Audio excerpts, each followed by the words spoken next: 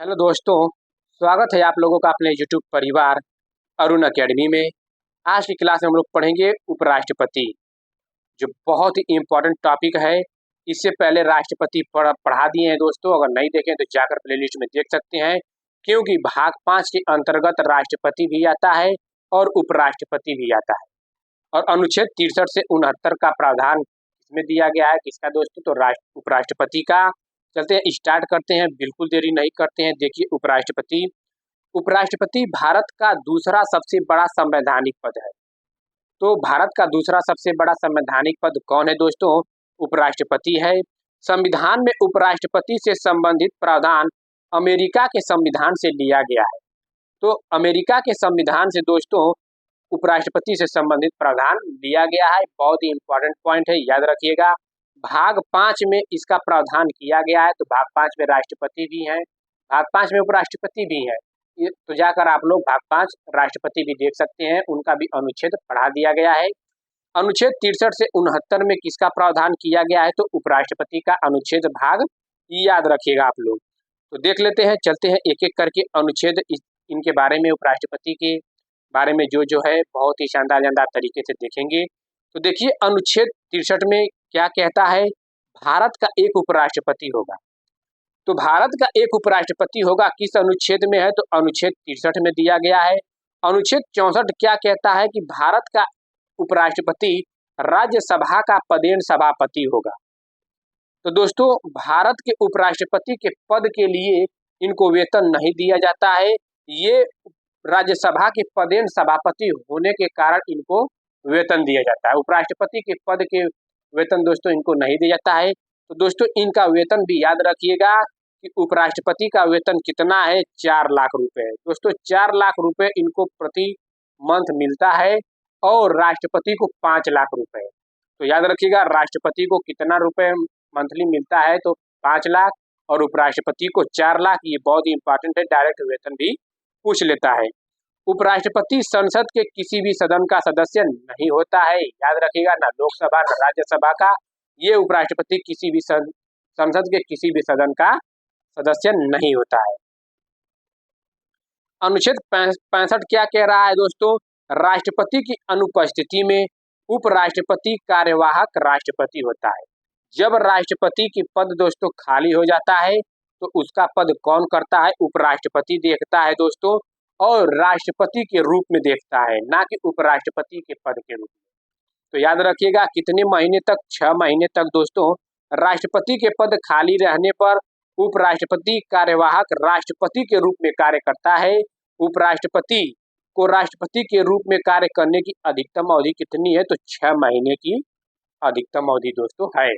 तो जब राष्ट्रपति का पद खाली होता है तो उसका पद कार्यवाहक कौन होता है दोस्तों? तो उपराष्ट्रपति होता है, और राष्ट्रपति के रूप में कार्य करता है।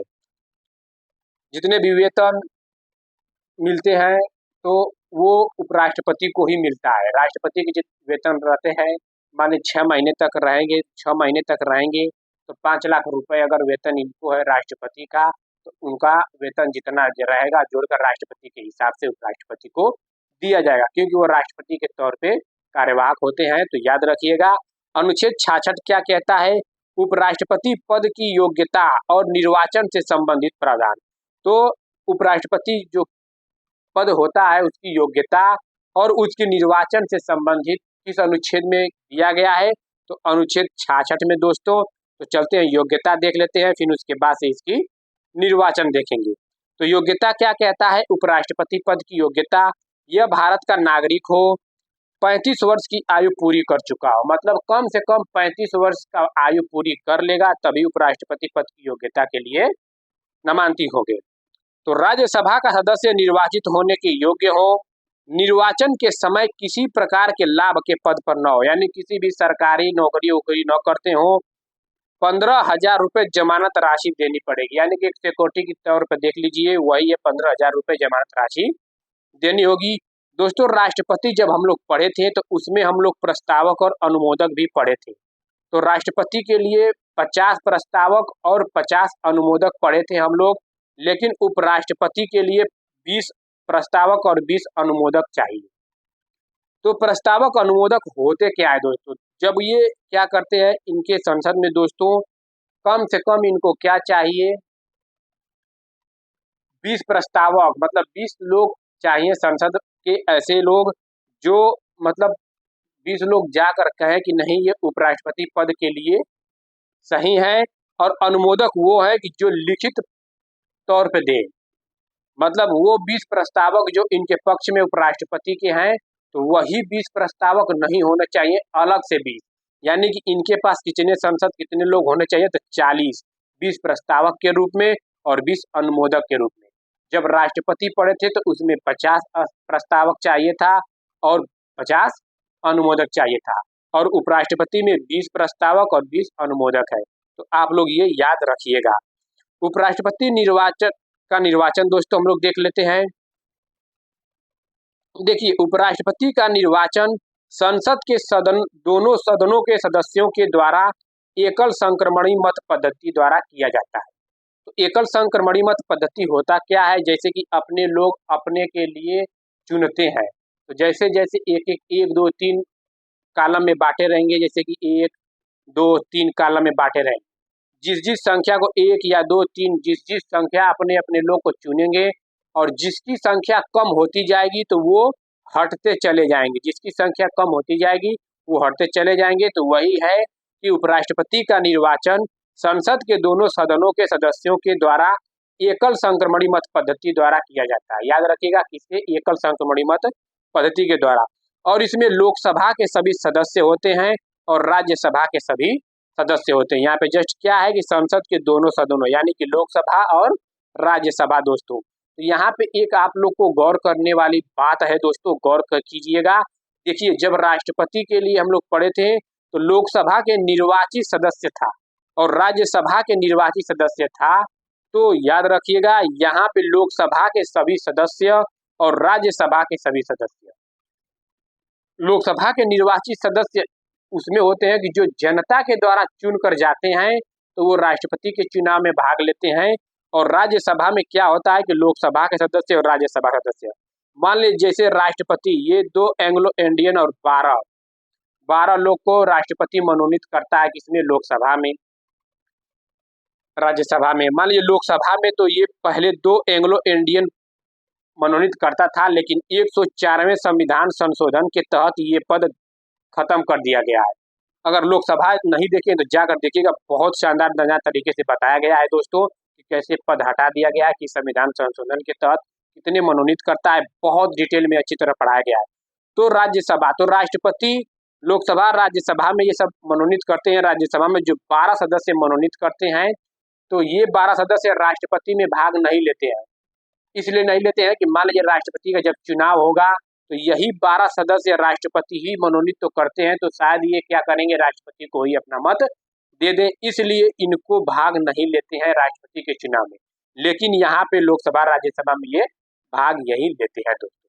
तो याद रखिएगा, बहुत ही इंपॉर्टेंट पॉइंट है, अगर नहीं देखे हैं तो जाकर देख लीजिए, पढ़ाए हैं बहुत ही शानदार तरीके से लोकसभा राज्यसभा। अनुच्छेद 67 क्या कहता है? उपराष्ट्रपति का कार्यकाल और पद से हटाने की प्रक्रिया का प्रावधान। तो उपराष्ट्रपति का कार्यकाल और पद से हटाने की प्रक्रिया का प्रावधान किस अनुच्छेद में है? तो अनुच्छेद 67 में है दोस्तों। उपराष्ट्रपति पद ग्रहण की तारीख से 5 वर्ष की अवधि तक पद धारण करेगा। तो दोस्तों कितने? 5 वर्ष अवधि तक पद धारण करेगा, और इनको उपराष्ट्रपति का कार्यकाल और पद से हटाने की प्रक्रिया का प्रावधान अनुच्छेद 67 याद रखिएगा। तो उपराष्ट्रपति के पद से हटाने की प्रक्रिया देख लेते हैं दोस्तों। देखिए, जब राष्ट्रपति को हटाया जाता है तो महाभियोग के द्वारा हटाया जाता है, लेकिन यहाँ पे तो महाभियोग नहीं रहेगा, इसलिए यहाँ पे हटाने की प्रक्रिया की बात कही गई है। तो उपराष्ट्रपति को पद से हटाने का प्रस्ताव सबसे पहले राज्यसभा में पेश किया जाता है।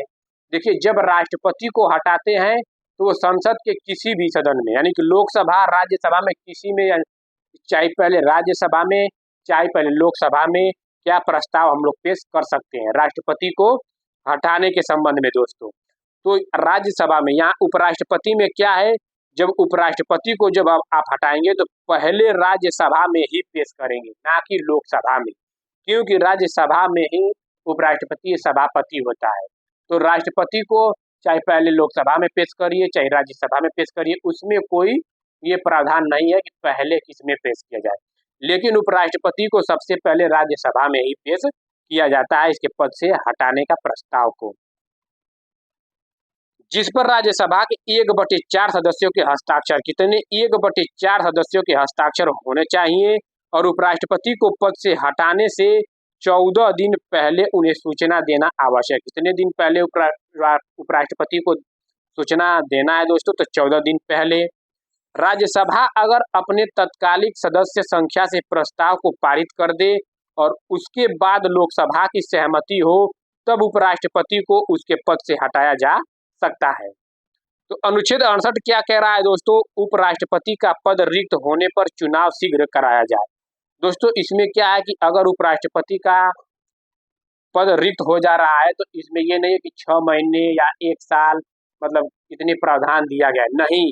इसको ये कहा गया है कि चुनाव शीघ्र ही कराया जाए अगर उपराष्ट्रपति का पद रिक्त खाली हो जाता है। तो इस टाइम दोस्तों कौन उपराष्ट्रपति थे? जगदीप धनखड़ जी थे। वो उपराष्ट्रपति के पद से इस्तीफा दे दिए हैं। तो अब देखते हैं कि इन्हें उपराष्ट्रपति क्यों चुना जाता है दोस्तों, किसे बनाया जाता है। तो इस टाइम उपराष्ट्रपति का पद खाली है क्योंकि जगदीप धनखड़ इस्तीफा दे दिए हैं उपराष्ट्रपति के पद से दोस्तों। जो भी हो मुद्दा, अब वो ठीक है, वो अपनी होगी। लेकिन अनुच्छेद 69 क्या है? उपराष्ट्रपति पद की शपथ। तो उपराष्ट्रपति पद की शपथ कौन दिलाता है? तो उपराष्ट्रपति को उसके पद की शपथ राष्ट्रपति दिलाता है। याद रखिएगा कि उपराष्ट्रपति के पद की शपथ कौन दिलाता है? राष्ट्रपति दिलाता है। या किस अनुच्छेद में प्रावधान है दोस्तों? तो अनुच्छेद 69 में दोस्तों, याद रखिएगा।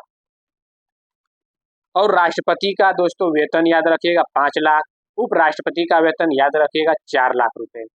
ये बहुत इंपॉर्टेंट है।